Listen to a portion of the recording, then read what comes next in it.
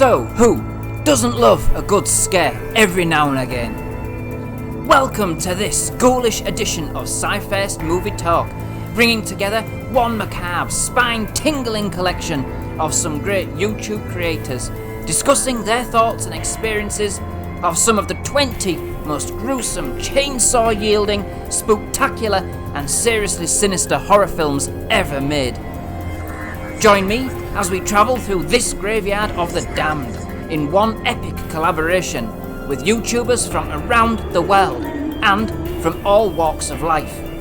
Hear their experiences of each of the movies in their own words and their own unique style, celebrating the creative diversity that is YouTube and offering you a sample of some great YouTube channels deserving of your support. Some channels have opted to submit a video, some only audio, but all have given their time and effort into this collaboration for your enjoyment. And so, sit back, don't make yourself too comfortable, and enjoy, or rather, survive the show. Just to say, before we begin, this isn't a countdown. All these movies are bound to scare the skin off your bones, and so we will be taking our journey chronologically across a fantastic selection of movies spanning the decades and offering a sample of the different styles in the genre. I would like to say a big, massive thank you to all of the channels who have given their time for this collaboration. All of their hard work and support have made this episode a reality. Links to all the contributing channels can be found in the video description below and on the linked webpage. There are some great channels, so please do check each of them out. And finally, before we begin our journey into the dark recesses of our minds, I would just like to say that all clips and imagery used in the production of this episode have been taken from films in my own personal collection and are taken for use under the fair use policy, in order to educate and enlighten about these horrific and hellacious films. All rights are reserved against each of the respected studios. More details are provided in the video description below. And as this episode is a Halloween horror special, it may contain images and video that some viewers may find upsetting, so please use judgment in this respect, and if you think this episode is not for you, please switch off now. So, are you ready? Are you sure? Don't say you haven't been warned. We start our hellish Fright Night by travelling way back to 1968, when the world was shocked by one particular independent film directed by George A. Romero.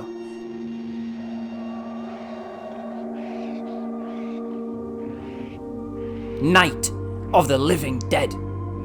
The grand originator of today's modern zombie film, this movie combined blood and guts with style and finesse.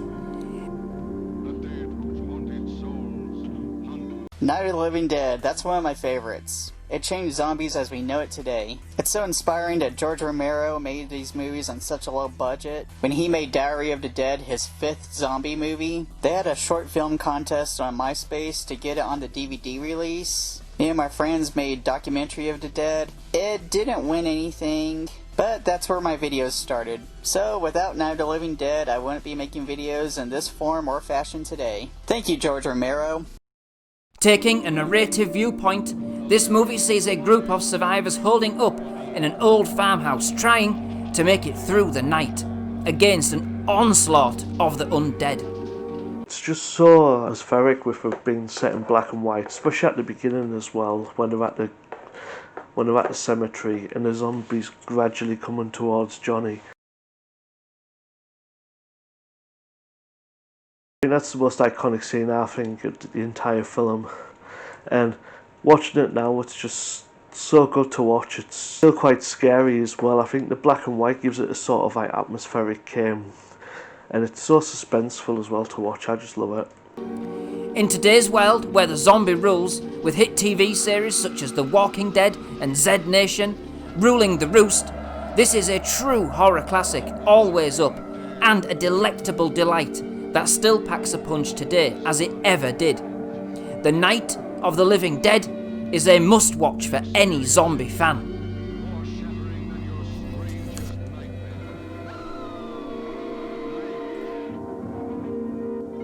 1973, a movie was released which was so terrifying it had people in hysteria down the cinema aisles, and a public outcry to even ban the movie from certain areas. I speak, of course, of The Exorcist, a terrifying ordeal into the world of demonic possession. When I first watched The Exorcist, it had been quite scary with the Reagan being possessed and the visuals, but the most scary thing I found was the flashing of the devil's face during a few times of the film. I remember it was terrifying, and that's what kept me awake at night. Seeing that visual, it's absolutely terrifying, and still is to this day. I don't think I could ever watch it by myself. Following the possession of Regan McNeil, a young girl subjected to unfathomable horrors at the hand of a demon, as played by Linda Blair, and Father Lancaster Merrin, as played by Max von Sydow, who risks everything to rid her of her foul presence. This is a movie not for the faint-hearted. I always loved the idea in The Exorcist of the priest as superhero. The Exorcist was really the first movie to explore this, pitting the intrepid man of God against evil with a capital E. It gives it a scale and also a reality that's unmatched. The pathos of Father Karras' situation really made me feel for him, and Lieutenant Kinderman is a friend you wish you had. The Exorcist. Every time I catch it on TV, I try to watch it, and I can't stop thinking of how the makeup is done in every scene. The movie still scares me. A friend of mine once told me that they were scared of The Exorcist too, and they thought the makeup effects were really great in that. I laughed really hard, and I asked, did you ever see the first movie? They said no, so I got him to watch the first Exorcist, and he said that scared the crap out of him, and I said you're welcome. Carrying forward some spectacular practical special effects and one sincerely haunting soundtrack, The Exorcist is a film that has got to be seen to be believed. Just don't watch it alone. Next, a group of friends stumble across a family they wish they hadn't in the middle of Texas, and one chainsaw-yielding maniac in Tobe Hooper's 1974's The Texas Chainsaw Massacre. Bringing a new dimension to horror where even daylight can't save you, this is a non-stop assault on the senses and a macabre vision of finding yourself isolated with nobody coming to help. Growing up in Texas when I was a kid, I always heard these rumors that this really happened, and it happened in this area, and it was this house. And then as I got older, I found out it's loosely based on a true story, and that it's loosely based on a serial killer that wasn't even in Texas. It was Ed Gein. But then it got scarier because not only was it based on Ed Gein, Psycho is based on Ed Gein, and so is Silence of the Lambs. So then it took on this whole new persona of being scary just by being based on that real guy. The film features one of the first serial killers on our list, and what a deranged place to start. The infamous Leatherface makes his debut here, but it's not only his character who's mentally unstable, which just adds to the sheer shock value of this low-budget but exceedingly cult classic. I didn't see the Texas Chainsaw Massacre until well into adulthood. The raw, unaffected nature of the production, the obvious discomfort of the performers, the simplicity of the grotesque evil being explored. You see it and you realize, of course, this is the film all those other movies I've seen were trying to be. Like a lot of the early classics on this list, this terrified audiences upon its initial release and was deemed too strong in gore and violence for some. This still didn't stop it from becoming a benchmark and template for many a horror film to come, thankfully. The Texas Chainsaw Massacre is essential viewing for anybody who likes their horrors raw, frantic, and gory. The next film on our sinister journey introduces us to one of the most instantly recognisable and unyielding serial killers there has ever been captured on film, by the undisputed original master of horror, John Carpenter, in his 1978 movie, Halloween. To me, Halloween is all about the mood and the atmosphere, all that kind of suspense. And then the fact that I had an opportunity to go see this in the big screen with some friends and family, I will not curse, but I liked when we were getting ready, and as obviously the movie would make sense to just, if you know how the film starts, it has that awesome mood. My friend is just like, I love you, Michael. And then someone in the audience as well is like, shut the F up. And we're just like, wow. And then to me, I like that I have that as a story. Something just to be like, I saw this movie, and the fact that that happened was really funny in that sense too. We follow a young Jamie Lee Curtis who plays Laurie Strode, who has the misfortune to become the latest target for the infamous escaped mental patient Michael Myers. One of my favorite experiences from the original Halloween would have to be the score from John Carpenter himself. He does a good job with directing, but he also does a pretty darn good score. Michael is returning home to the small town of Haddonfield, Illinois, leaving an ever-growing collection of dead bodies in his wake. There's just something so disconcerting about a killer who has no apparent motive or who is so relentless in their pursuit. Halloween. When I first saw it as a kid, I asked my dad, why is he doing this? My dad simply said, because he's crazy. That was scary enough. Michael Myers, growing up in a normal upbringing, seemed like, well, crap, he was gonna go crazy no matter what. That made him scarier than the other guys. Because if Jason didn't drown or if Freddy didn't get burned up, those kids might still be safe. Here, there was nothing to change in the past. With some totally iconic cinematography and a build-up of suspense, the likes of which had never before been seen when the movie was first released, Halloween is a true horror favourite, and one which of course launched the career of one of the original Scream Queens.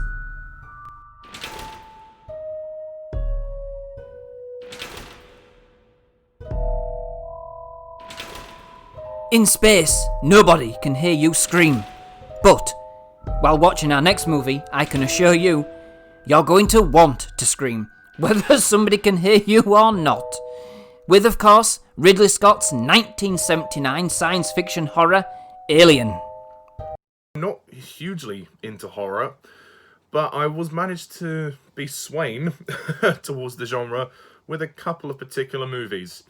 The first of which being Alien, which obviously everybody knows, it's a very classic film, and obviously you can't beat the scene when the alien bursts out of John Hurt's chest. That's quite something. It was just, originally when I first saw the movie, I was too young to really appreciate it, and I probably was too young to watch it, but I found it very slow to get into. But over the years, I did rewatch it, and I found to really enjoy it. I think the suspense is just fantastic. It really is just the ultimate horror movie, as far as I'm concerned. Obviously, I haven't seen many horror films, but that is one that really does stick out to me. And also, it's a sci-fi, so I am into that as well. Coming hot on the heels of 1977 Star Wars, this is one movie set in space which most certainly doesn't have any cute and cuddly aliens. In fact, designed by H.R. Geiger, this movie has one of the most terrifying alien creations there has ever been committed to celluloid. Everything about it screams horror, with its sleek black skeletal-like body, and not to mention its terrifying reproduction cycle. And Alien was just, it was very simple, but it was the way it was executed. Ridley Scott is a very talented director. He knows what he wants, and he has such a great vision. And the alien itself, I think the xenomorph is what it's called. It looks pretty freaky. Say what you will about the films of this franchise nowadays, but the first one is an all-time classic, and I managed to watch it in the cinema, actually, as well. For its 40th anniversary, myself and Nicholas Payne, my good friend, we went to see it at the cinema, so I've managed to experience it on the big screen, which has been fantastic. Alien. The monster design that H.R. Giger did was so cool and machine-like. It could hide anywhere on the ship, almost in plain sight. My dad got me an alien action figure that exploded when he pressed a button. I had my G.I. Joes fight it. Then after I read Superman vs. Alien, I had my Superman figure fight it. We follow the crew of the doomed Nostromo cargo vessel, pulled from hypersleep early to seek out the origin of a distress signal. Little do they know what they are about to unleash after one of their crew members becomes infected with a foreign alien presence. Alien was one of those films I wasn't allowed to see as a kid. It's such an immersive experience. It has such verisimilitude that you completely believe in these events and these people. It makes a sense of danger and betrayal so much stronger, and the chest-bursting scene so much more impactful. Stylishly terrifying, Alien is one space adventure not to be missed for any horror fan. Scared yet? No? Well, keep watching. You will be. Moving on, we now get to our second movie, brought to us by the Fright master that is John Carpenter, with his tense and eerie horror 1980s The Fog. Carpenter may not have achieved the same level of suspense with this film as he did Halloween, but this time around he combines supernatural forces with one of the most eerie of natural phenomenon, fog. If the inherently unnerving nature of fog wasn't enough, when this fog bank rolls in, beware. Set in the sleepy coastal town of Antonio Bay in Northern California, an otherworldly fog appears, bringing with it the ill-fated crew of the sunken Elizabeth Dane, looking to seek revenge on those who conspired against them many years ago. John Carpenter's The Fog. The first time it fogged after watching it, I couldn't help but think of the movie all day. This is the perfect foggy day movie. It had all the right creepy qualities. I described this movie to my friends as if I was the old man telling the ghost story. The remake doesn't compare to this at all. With a great ensemble of characters, The Fog is more than just your standard slasher flick, with a morbid mystery to solve and some nail-bitingly tense moments. This is pure horror delight. You'll never want to go for that late night fog walk again. Oh, here we have an absolute corker of a classic horror that kickstarted yet another phenomenal franchise, and with another iconic serial killer, Jason Voorhees. I am, of course, talking about Sean S. Cunningham's 1980s slasher flick, Friday the 13th. This is my first time watching Friday the 13th, and it reminds me of Jaws because they're in the water at the start. Except in Jaws, they're trying to get away from a shark at the start. Whilst this movie might not perhaps be quite what you might expect from the franchise as a whole, it's certainly a thrilling start. With a killer soundtrack and some excellent kills, this classic puts you in the driving seat in a unique viewpoint as the killer for some of the thrills and spills along the way. If I had to pick something from the original Friday the 13th that's pretty big to me, it would have to be the confrontation between Alice and Mrs. Voorhees.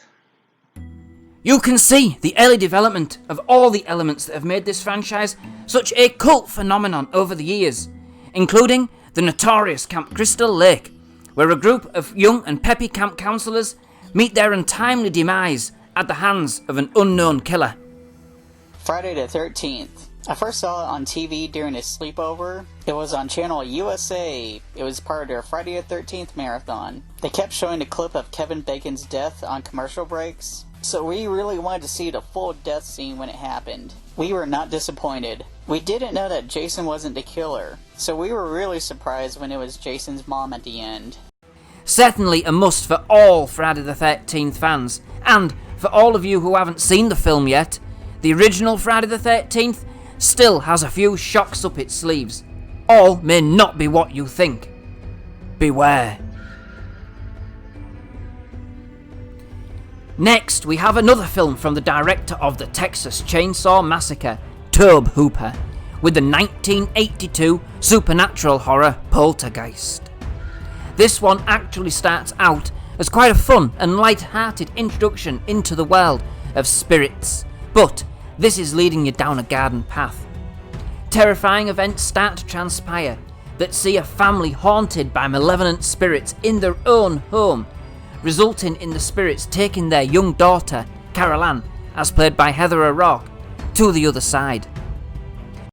Poltergeist is such a great haunted house movie. There's a monster in a closet, monster under the bed, there's a monster tree. I noticed that this movie is copied in every haunted house movie ever since this was made. Also, was this a small cemetery that the house was built on? Because the neighbors didn't get haunted. The scene with the skeletons coming out of the water is creepier now, knowing that those are real skeletons. The family enlists the help of a team of paranormal investigators who are, frankly, out of their depth. Desperate, the family turn to a spiritual medium to get their daughter back.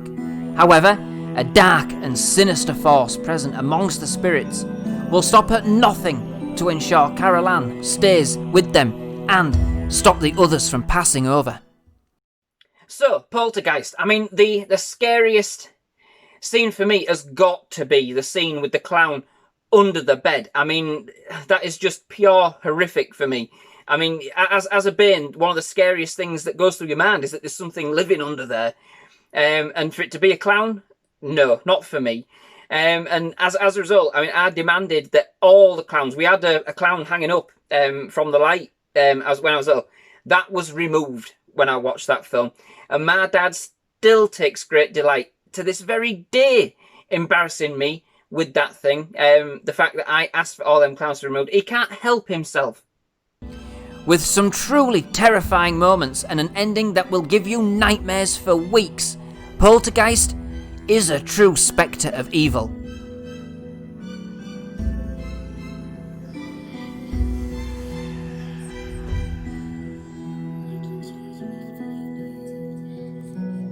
Another John Carpenter movie comes next, just exemplifying why he is one of the original masters of horror for sure, with his 1982 movie simply titled The Thing.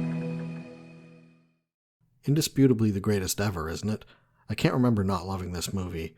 The claustrophobic paranoia of the characters was contagious. The effects, the score, images all blow you away. It's also funny as hell. Cheating bitch.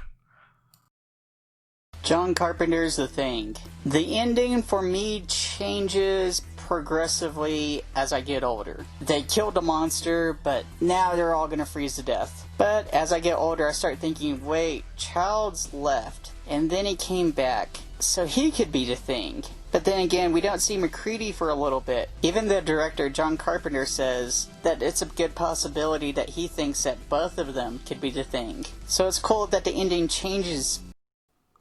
This movie is simplicity in itself, with some out-of-this-world practical special effects and lots of gruesome scenes. When it comes to The Thing, what I love most about the movie is the tone, the feel of it. It just permeates with this gross, unsettling, unsafe feeling, especially when the alien does decide to reveal itself and start tearing people apart from the inside. And you really don't know after a certain point just who could be the alien all the way up until the very end. And to me, that's just half the fun of The Thing. We follow a team of researchers at an outpost in Antarctica when they make a startling discovery that soon turns out to be an unstoppable alien force which can take the shape of any form of living thing. The Thing made me feel anxious the whole time since I couldn't tell who was infected.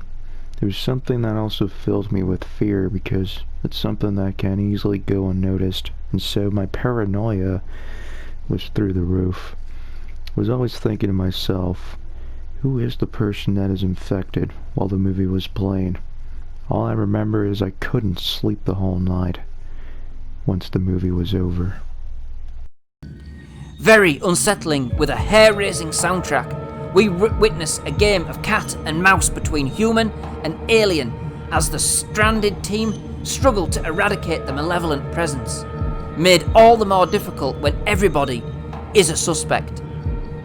I was 5 when The Thing was originally released. I remember my parents and I were living at my grandparents' house at the time, whilst they were searching for a new house after changing jobs. I came downstairs at night, already in an unfamiliar house, and my parents were watching a film, and there was a dog running away from some angry people trying to kill it. And there was the music. Dum dum. Dum dum. As soon as my mum saw me, I was instantly taken back upstairs to bed.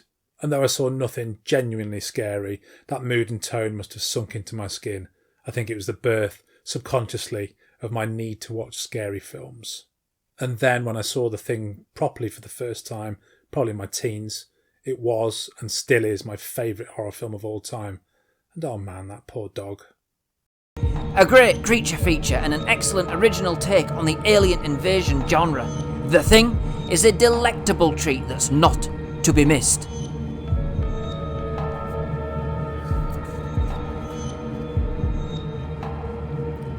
So, we have reached the halfway mark. Are you still sitting comfortably? You are? Then the first selection of films haven't been scary enough for you. Well, let's turn up the heat as we start to delve into the pits of hell to bring you even more scary, demonic and outright macabre movies that will have you sleeping with the lights on for sure. And none so much than the next film in our journey. In fact, this one will make you never want to fall asleep again. I am, of course, talking about Wes Craven's 1984 ingenious horror Nightmare on Elm Street, which brought us one of the most warped and fiendish killers we have met so far, Freddy Krueger. One of the things I like about the original Nightmare on Elm Street is, of course, Robert Englund as Freddy Krueger. He's one of my favorite horror slasher characters. When I was in grade 9, this movie was shown in a classroom for some reason. I remember almost hurling at the sight of all that blood in the Johnny Depp death scene. It's easy to forget that before the schlock, the first installment of the franchise was genuine horror. Evil in life, even worse in death, Freddy stalks the teenagers of Elm Street in their dreams, twisting them into his hellish nightmares, bending them to his will, and killing them in the most imaginary and gruesome of ways. The psychological that really goes on in A Nightmare on Elm Street, it's just something that, like, definitely in the original, it's just, it irks, like, in a way, and that's what I really fascinate. And I like the little story how that, like, I know it was between my brothers and cousins. We were showing this to someone for the first time, and to think that we were just like, you know, oh, just check it out, you know, who knows. We just wanted to get that. And then there's the scene with the arms. The scene with the arms, we're just like, oh, okay, whoa. But the fact that we're like, we want to see more, it was very interesting. And the fact that we were younger, like kids, and now that we're adults, we're a little bit older, we can register it. It's just funny the way how we grew up and how it is now, how it affected us in a sense. And yeah, really, it's just this franchise is one of the ones that really stapled to us. Deprived of sleep, the surviving teens try to unravel the mystery of Freddy and attempt to find a way to rid themselves of this unwanted intrusion into their dreams. A Nightmare on Elm Street. I am currently reading Never Sleep Again. It's about the making of this movie. They had such a hard time filming. New Line Cinema had everything writing on it. If this failed, the company would fail. New Line Cinema is nicknamed the house that Freddy built. So think about it. If it wasn't for Freddy, we wouldn't have Lord of the Rings. A Nightmare on Elm Street attacks the senses full on as it removes one of the only sanctuaries we have left, sleep, whilst establishing Freddy as one of the true icons of horror. The next film gives us a most horrifying vision of the creatures that dwell in dark dimensions, and a stark warning for anybody who likes to play with puzzle boxes in Clive Barker's 1987 brutal and graphic movie Hellraiser. The movie centres around Frank, who, after depleting all of our mortal world has to offer, has searched for other forms of pleasure and stumbles across a puzzle box which, when opened, brings forth demons from another dimension known as the Cenobites. A race of creatures who can no longer tell the difference between pain and pleasure and engage in torture with their victims, offering them, in their words, delights of which they have never known through extreme torture and body mutilation. Hellraiser. I remember seeing this big cardboard standee at the video rental store. They left it up in the horror section. That image was scary enough. I knew he was some kind of a demon. Also, seeing Pinhead in clip shows like these made him creepy, just not knowing what all he was or what it was until I saw the movie. So it was almost like this huge build-up just before even seeing the movie. Getting more than he bargains for, Frank finds a way to escape, but this comes at a price, and soon his family start to see the devilish truth, resulting in his niece Kirsty calling forth the Cenobites to reclaim their victim and drag him back to the bowels of the hellish world from which they came. Examining, in an extreme way, the boundaries between pleasure and pain, Hellraiser is one gruesome nightmare that you won't be able to tear your soul away from. It seems like with every passing movie on the list, one by one, we are taking away any hope you have of getting a decent night's sleep. Well, thinking of cuddling up with that favourite doll tonight to take the edge off? Think again. Next, we have a movie which takes a pot shot at the innocence of our childhood toys in one particular perversion known as Chucky, a doll which comes to life to go on a murderous rampage in 1988's killer flick Child's Play. Child's Play. Like, this movie, I watched this movie when I was probably a bit too young to watch it, probably like 8 or 9 or something, at a friend's house, I believe it was. But it kind of made me kind of go, have a second look at my toys, because you just never know if one of them could be possessed by like an evil killer with voodoo magic, I guess. But yeah, it's one of those things. I remember it kind of freaked me out as a kid. It doesn't freak me out as much now. Actually, it freaks my dad out a bit, which is kind of funny. But yeah, it's one of those movies. I just remember just like looking at a second look at my toys a few times, being like, "Ooh, did they move?" I had a really big imagination as a kid, by the way. Just so you guys know, I wasn't crazy. Child's Play. I had the My Buddy doll, which is where they got the idea for Chucky. I thought it was cool that they came up with the idea after that doll. A buddy of mine in elementary school had a stuffed monkey that looked like Chucky. He even said he kept it only for that reason. Possessed by serial killer Charles Lee Ray, a good guy doll, which are all the rage, seeks a way to have his soul returned to a living being and sets his sights on Andy, the young boy unlucky enough to get Chucky as a gift from his mum. What a gift. One of my favorite moments from the original Child's Play, I'd say, would have to be the part where Charles Lee Ray transfers his soul into the good guy doll and becomes Chucky. That's a good part. Child's Play is the kind of movie that will make you want to look twice at those cute and cuddly toys in your kid's bedroom, and not the nice warm and fuzzy way that the Toy Story movies do. One thing's for sure, we won't be getting our son a good guy doll anytime soon. Next, we have a movie that literally rewrote the book for modern slasher movies with Wes Craven's 1996 stylish suburban teen horror, Scream. So with Scream, I've always been a big Drew Barrymore fan, so I was kind of disappointed she didn't make it all the way through the film. But I did like the film overall. I thought it was very self-aware, which was pretty rare at the time for horror movies.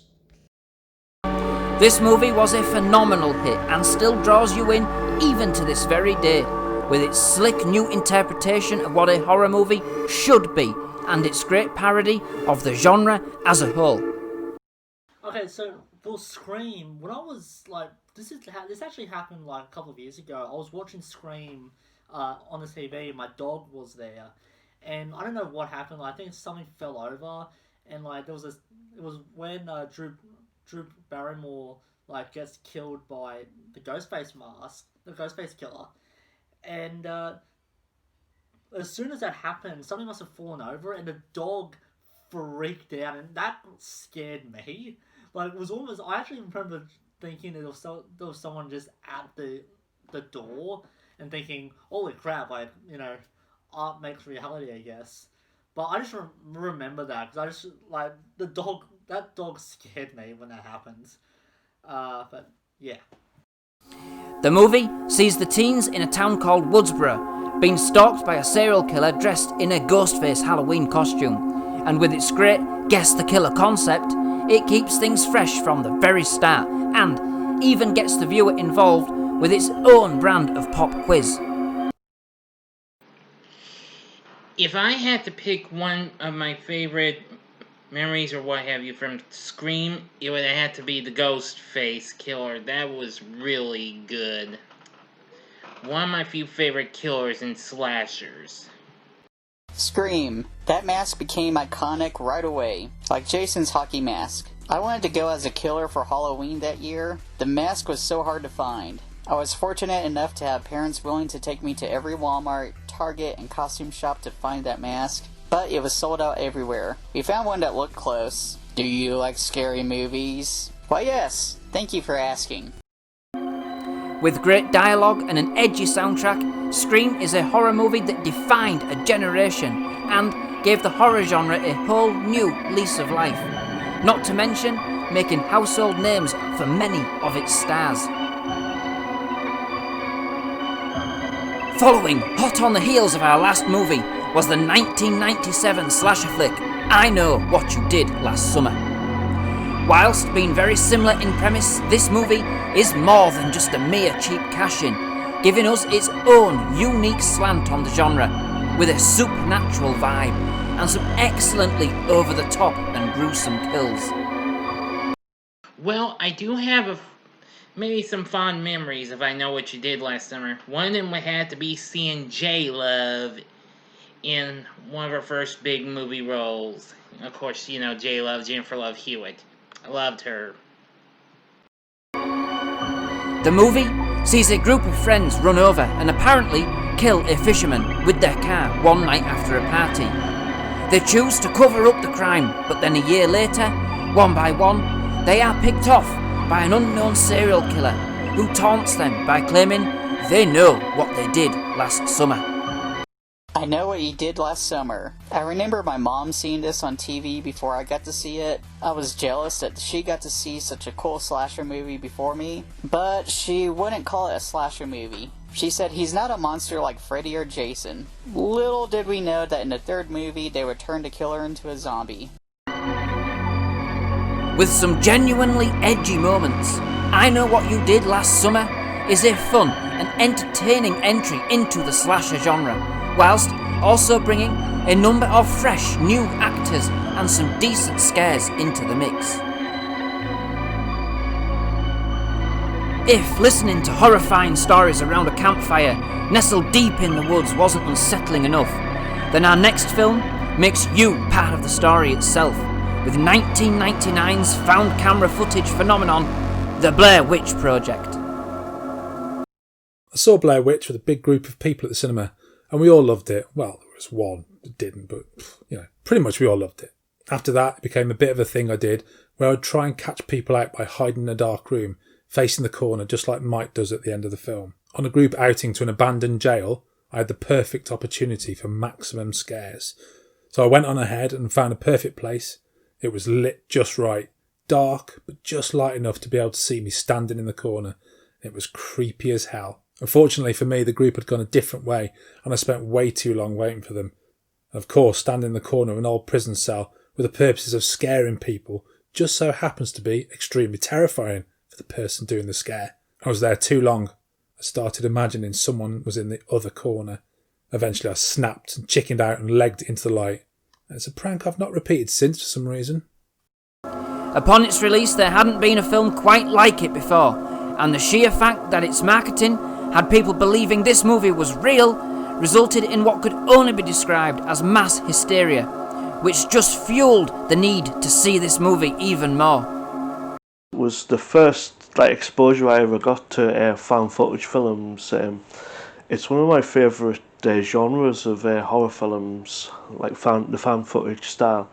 And I remember it came out Halloween weekend of 1999, and I saw it around my 16th birthday, and I thought it was just classed a kind of horror, like psychological suspense. It was brilliant to watch. I remember seeing it in the cinema, being absolutely terrified, and I just loved the film. Like watching it again and again, it still has that kind of suspense, even though I think it's good that you don't actually see anything at all. It's the suspense side of it that's what makes it really good. The movie sees a group of friends making a documentary about a local superstition known as the Blair Witch. Little do they know just what they are getting themselves into, and just how real things are about to get. The Blair Witch Project, it didn't scare me, but I remember in high school it scared the crap out of one of my friends, and when we went camping for ROTC, we thought it would be funny to set up the rocks and the sticks like they were in the movie right in front of his tent. The next morning when he woke up and got out of the tent, he was freaking out, and all of us acted like we were totally normal and that nothing happened. I'm sure he knows that one of us did it, but right then and there he was scared. The film really gets under your skin, thanks to its cast's tremendous acting and its ability to mess with your head by simply using suggestion only. The Blair Witch Project is certainly not for the faint of heart. As one of the trailblazing found footage movies, the Blair Witch Project needs to be seen at least once, if you dare. Just make sure you watch it indoors. Our next movie is another found footage style movie, but this time around based in the home. So, you should probably scrap my previous statement when watching this one. And, in fact, that's what makes this one so chilling to watch, especially in your own living room, where I promise, every few seconds, this film will have you believing something has just been watching you from behind. I talk, of course, of 2007's Haunting, that is, Paranormal Activity. When Paranormal Activity came out, at the time we were really into watching shows such as Ghost Hunters and Ghost Adventurers. So what I really liked about the film, it was almost like watching a feature film version of one of those shows with the storyline and everything, and I thought it was really well done. Bringing you an infectious horror that you just can't tear yourself away from. This haunts your very soul, gate-crashing your own sanctuary, leaving you with an uneasy feeling in any room of your house. I've always been one of those horror fans who wills a horror film to do its worst. I want it to scare me and I leave myself open for that experience. I recall some of the buzz about Paranormal Activity, and so I was very excited to watch it. I first watched it on my own and, of course, in the dark, just before bed. Prime horror time. It's not one of my absolute favourites, but it does have one of my favourite scares in a film when Katie gets dragged out of bed by an invisible force. Your bed is meant to be the safe place. Messing with that was a real stroke of horror genius. When I went to bed after watching it, my then partner turned in the bed, which made the duvet flop onto my arm, which at the time felt exactly like someone tapping my shoulder in the dark. I almost hit the ceiling. It's probably the single scariest moment of my life. A couple witnessing paranormal activity in their house decide to set up video cameras to record the bizarre events occurring in their lives. Little do they know just how powerful the forces at work are. Definitely creepy and very tense, Paranormal Activity is sure to get your spine tingling. Our next horrific installment ramps up creepy to the next level with some out-of-body experiences and malevolent spirits with a bit of a poltergeist vibe. This is the 2010 James Wan scarefest, that is, Insidious. Delving into a world beyond ours, this film sees us introduced to a family haunted by a series of supernatural beings living in the void between worlds. Jump scares abound as we see apparitions appearing in our world and objects moving without apparent reason. The whole ensemble leads to a nerve-wracking climax in the nether regions, in a bold attempt for the family to rescue the thing they hold most dear. With a name that just exudes the very essence of devilish delights, Insidious is a twisted, supernatural tale you wouldn't be able to tear yourself away from. Setting a new template for the modern horror, our next film sparked a whole new cinematic universe of its own and introduced us to the macabre and terrifying tales of the work of paranormal investigators Ed and Lorraine Warren in another of James Wan's electrifying visions, 2013's The Conjuring. This is a new breed of horror film for sure, equal parts smart, captivating and totally horrifying. The Conjuring. I remember when this movie was coming out, it was like there was a cultural phenomenon with it because one, it was rated R because it was scary, and two, like it was like inspired by actual events, or supposedly at least. And when I actually went up to see it with a friend, there was actually a sign outside the window pretty much saying, warning, this movie's actually really scary. Someone actually had a heart attack. They talked about, like, apparently someone, actually experienced a haunting after watching it. I don't know if that was actually true or if that was just weird marketing. But yeah, it was just one of those movies that it just had such a cultural impact, and it just intrigued people because, like, it was, inspired by true events apparently. And I don't know, it's one of those things I just remember that, and yeah, it was just really cool. We take the case of a young girl who's been possessed by a demon, which brings Ed and Lorraine face to face with evil, and with their own fears in one of the most terrifying and menacing demonic possessions this side of The Exorcist. The film in general is really amazing. It's really one of a kind in my opinion. The soundtrack is really amazing in this film. I love it. I picked this scene because it shows how powerful Balak is and how the exorcism took place. And her laugh is just haunting. Just the whole scene in general, before and after, is amazingly chilling. I love it. She's already gone. And now you're all gonna die.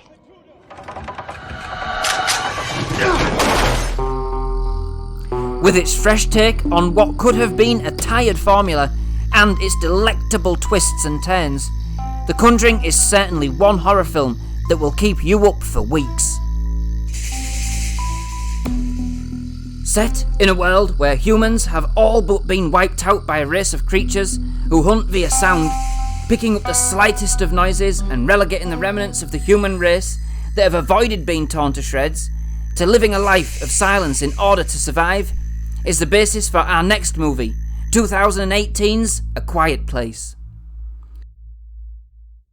And the other film I want to quickly go into, I won't take up too much of your time, is A Quiet Place.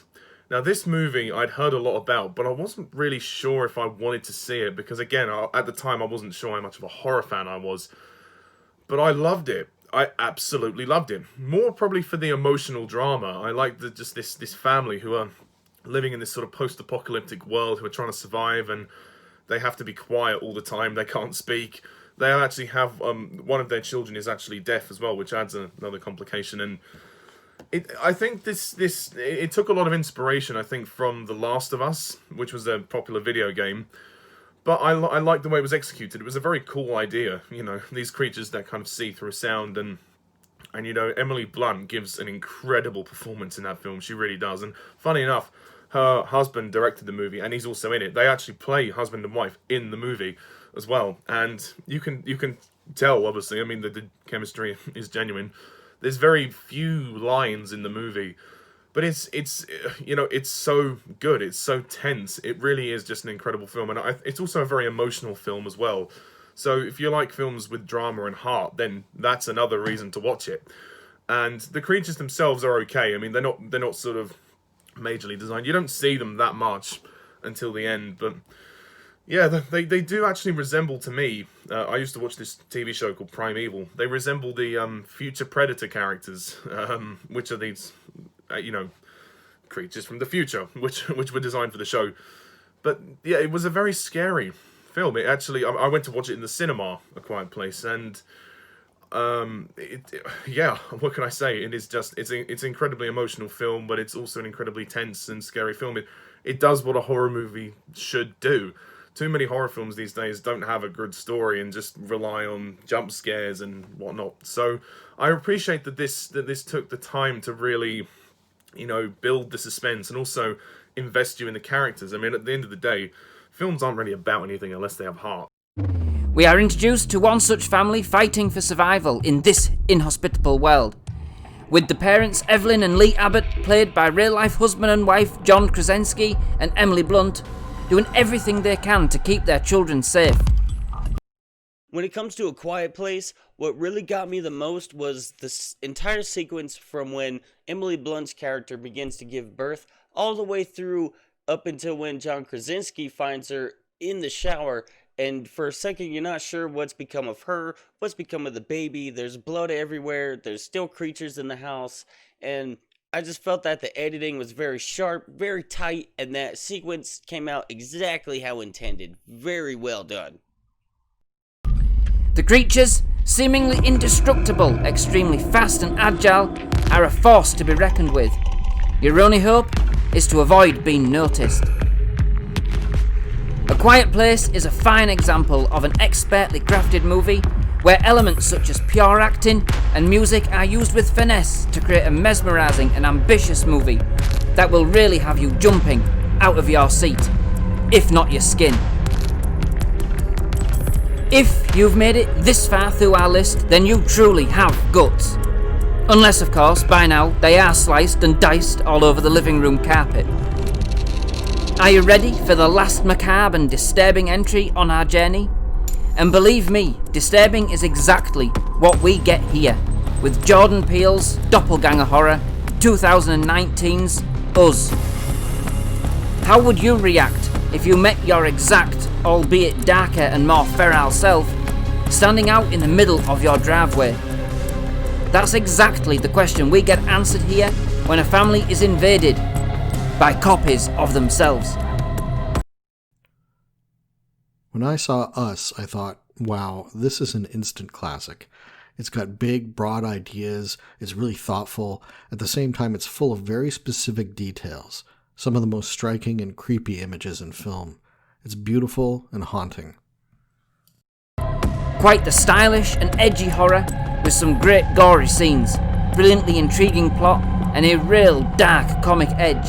Us is an offbeat film not to be missed. Not quite like anything I have seen in a long while. It's a movie that makes you think and gets deep into your mind for days. So, that's it. You can all breathe a sigh of relief and come back out from behind the sofa. It has certainly been one gruesomely, spine-tingling, hellish nightmare of a journey, but we have finally made it through the other side. Or did we? For all of you that have managed to make it to the end of this very special horror fest, I would like to say thank you. One thing's for sure, after watching our selection of the greatest horrors ever put to screen, you won't want to play with a Rubik's Cube, go to sleep, stay awake, go camping, go outside, or live in your own home anytime soon. Apart from that, I'm sure you'll be okay. Well, mostly sure. Kind of sure. All I can say is, sweet dreams. Truly, I do hope that you've all enjoyed this special edition collaborative episode as much as I enjoyed putting it together. And I would like to say another big, massive thank you to all of the channels who have given their time for this collaboration. All of their hard work and support have made this episode a reality. Links to all the contributing channels can be found in the video description below and on the linked webpage. There are some great channels, so please do check each of them out. It was fantastic to work with so many different YouTubers on this project, and it was certainly a truly rewarding experience.